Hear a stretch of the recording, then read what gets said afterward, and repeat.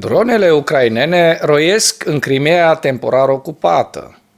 Remarcile președintelui rus Vladimir Putin din 24 august despre moartea finanțatorului Wagner, Yevgeni Prigozhin, au stabilit narațiunea aprobată de Kremlin cu privire la această problemă, iar oficialii guvernului rus, afiliați Kremlinului și spațiul informațional rusesc au continuat să respecte această linie pe data de 25 august. Purtătorul de cuvânt al Kremlinului, Dmitri Peskov, a criticat sugestiile care susțin că Putin a fost implicat în moartea lui Prigozhin, numindu-le o minciună absolută. Peskov a declarat că nu există încă detalii criminalistice oficiale cu privire la moartea lui Prigozhin și a susținut că Putin nu s-a întâlnit cu Prigozhin la Kremlin în ultimele zile. Șeful Republicii Cecene, Ramzan Kadyrov, a oglindit o parte din limbajul lui Putin despre Wagner și Prigozhin, afirmând că Prigozhin a adus fără îndoială o mare contribuție la efortul de război al Rusiei în Ucraina. Toți îl laudă pentru că se tem de o revoltă nu doar a Wagnerilor, ci și a rușilor care l-au iubit pe Prigozhin. Aceasta este Rusia, fraților, țara în care mafioții, criminalii fac legea. Nu trebuie să ne amăgim că Rusia poate fi schimbată sau democratizată în viitorul apropiat. Va trebui să trăim cu această stare de fapt, să susținem Ucraina și să ne pregătim împreună cu partenerii NATO pentru a descuraja acest imperiu al răului prin orice mijloace. Spațiul informațional rusesc a urmat în mare măsură narațiunea aprobată de la Kremlin și a continuat să se abțină de la lega Kremlinul de prăbușirea avionului. Cu toate acestea, unele voci proeminente din spațiul informațional rusesc s-au abătut în mod semnificativ de la narațiunea stabilită a lui Putin. Fosta gardă de corp a lui Putin și actualul guvernator al regiunii Tula, Alexei Diuminin, a declarat că este posibil să iertați greșelile și chiar lașitatea, dar niciodată trădarea. Și a susținut că Prigozhin și fondatorul grupului Wagner, Dmitri Utkin, nu au fost trădători. Declarația implică că rebeliunea Wagner din 24 iunie nu a fost de fapt o rebeliune, iar unele surse rusești l-au prezentat pe Diumnin ca un posibil înlocuitor al ministrului rus al apărării Sergei Shoigu după rebeliune, iar Putin a subliniat public că Shoigu își păstrează o poziție dominantă.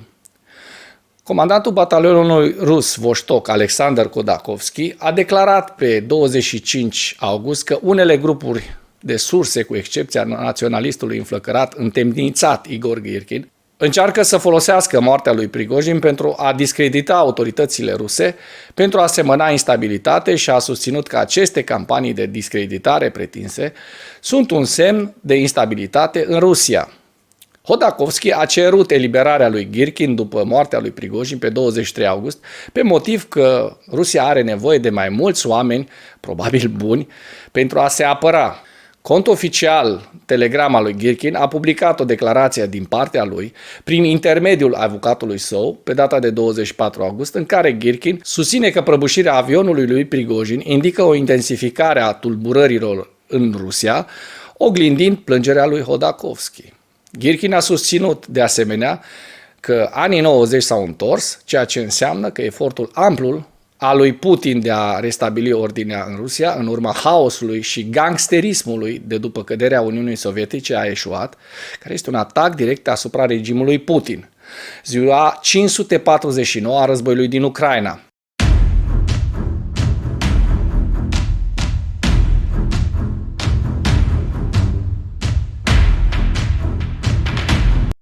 Forțele ucrainene au continuat operațiunile de contraofensivă în apropiere de Robotâne, în vestul regiunii Zaporojie, pe 25 august și au avansat în timp ce bloggerii ruși și-au exprimat îngrijorarea față de lipsa de întăriri și rotații de trupe în zonă. Statul major ucrainean a raportat că forțele ucrainene au obținut succese în direcțiile liniei Novodanilivka-Orihiv și Mala-Tokmachka, care este la 9 km sud-vest de Orihiv.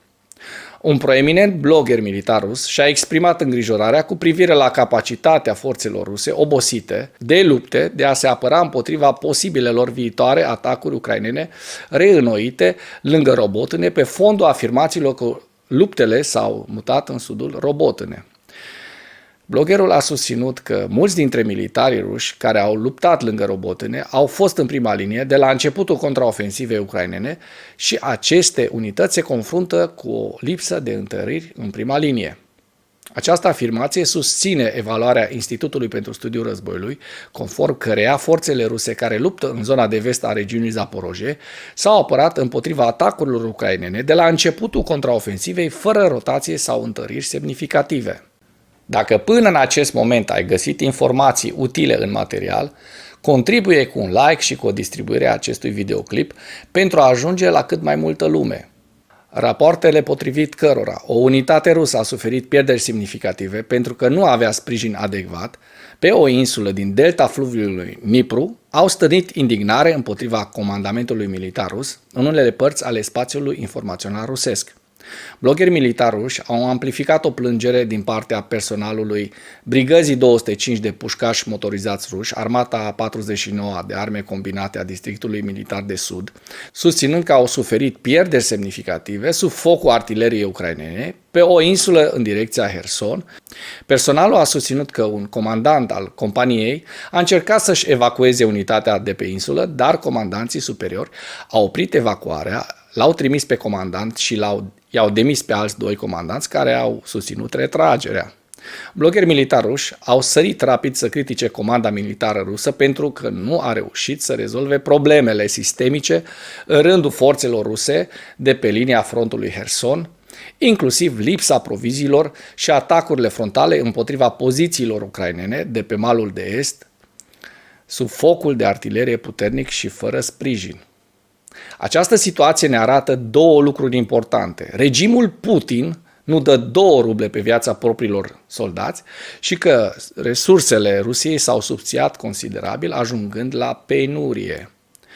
Bloggerii au criticat puternic pe comandanții ruși pentru că nu și-au asumat responsabilitatea și pentru că nu au rezolvat aceste probleme. Dronele ucrainene au lovit un punct de serviciu rusesc din Crimea ocupată pe data de 25 august. Reprezentantul Direcției Generale de Informații Militare GUR ucrainean, Andriy Iusov, a declarat că dronele ucrainene a vizat baza Brigăzii de Apărare de Coastă 126 a Gărzii Rusiei, Flota Mării Negre. Această lovitură s-a efectuat lângă Perevalne, Simferopol. Șeful Centrului de Resurse Tătar din Crimea, Eskander Bariev, a declarat de asemenea că rezidenții au raportat explozii în întreaga Crimea ocupată, în special lângă Perevalne. Ministerul rus al apărării a susținut că forțele ucrainene au lansat 42 de drone către ținte din Crimea, dar că sistemele rusești de apărare aeriană și război electronic au doborât toate cele 42 de drone ucrainene. Se pare că o bună parte au lovit ținte rusești. Un blogger militar afiliat la Kremlin a susținut că aceasta a fost cea mai mare lovitură ucraineană cu drone din ultimele luni. Generalul major șef al GUR, Kirilo Budanov, a reiterat pe 24 august că forțele ucrainene au capacitatea de a lovi orice parte a Crimeei ocupate. În ceea ce urmează vă prezint un slide cu evoluția de ieri a celor mai importante fronturi din Ucraina. Hărțile sunt creația Institutului pentru Studiul Războiului. Pentru mai multe informații, accesați linkurile din comentarii.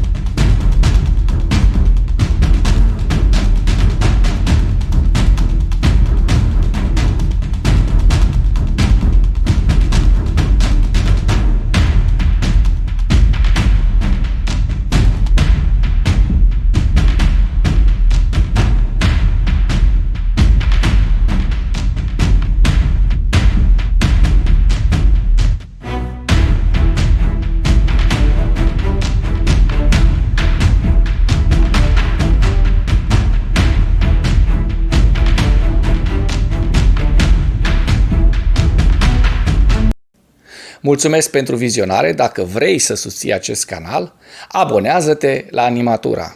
Apreciez mult asta.